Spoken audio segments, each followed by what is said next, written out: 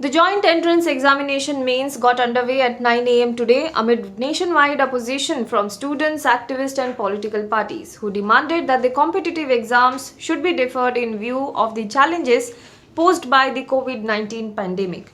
With masks, gloves, and sanitizers, students lined up in socially distanced queues at examination centers to be taken into examination halls where they were made to sit as per staggered seating arrangements. Earlier on Tuesday, the Nagpur bench of Bombay High Court refused to stay the JEE mains examination but said that any student residing in flood-hit parts of Maharashtra's Vidarbha region who cannot reach the examination center or reaches late can apply to the National Testing Agency to seek re-examination. The bench said that National Testing Agency shall consider such applications and decide accordingly after checking the veracity of the same. At the examination centers, the candidates are being provided with masks and are being asked to sanitize themselves. Temperature is also being checked at the entrances. Candidates have also been issued an advisory guiding them about the do's and don'ts of proper social distancing. It will be mandatory to wear a face mask and gloves. Students will also have to carry a personal water bottle and hand sanitizer to the exam center. Former President of India Pranab Mukherjee, one of India's most respected leaders across the political spectrum, died on Monday evening following a 21-day battle with multiple ailments. He was 84 years old. The former president's mortal remains have been laid in state at his residence 10 Rajaji Marg till noon today and will be cremated at Lodhi Road Crematorium at 2 p.m. Prime Minister Narendra Modi and President Ramnath Kovind visited his residence and paid their last respect to the former president. Mukherjee, who was admitted to the Army's Research and Referral Hospital on August 10 and was operated for a removal of a clot in the brain the same day. The long-time Congress leader and seven-time parliamentarian had slipped into a coma and his medical condition was aggravated by COVID-19. He finally succumbed to septic shock caused by lung infection, breathing his last at 4:30 p.m. on Monday. The government announced a 7-day state of mourning from August 31 to September 6. The national flag will fly at half-mast on all buildings throughout India where it is flown regularly and there will be no official entertainment, the Home Ministry said in a statement. Prime Minister meanwhile reached Pranab Mukherjee's residence 10 Rajaji Marg to pay his last respect to the former president. On Monday, Prime Minister Narendra Modi also expressed grief over Mukherjee's demise and described him as a scholar par excellence and a towering statesman who was admired across the political spectrum.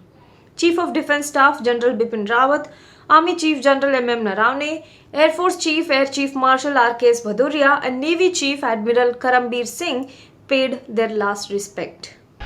The second round of brigadier commander level talks between India and China will be held today, a day after the Chinese army, in a fresh confrontation in eastern Ladakh, tried to change the status quo on the southern bank of Pangong Tso Lake. According to the reports, there are at least two contentious areas in the southern bank of Pangong Lake which could come up for discussion during India-China military talks. According to sources, China wants Indian troops to go back from certain areas which are presently occupied by the Indian army.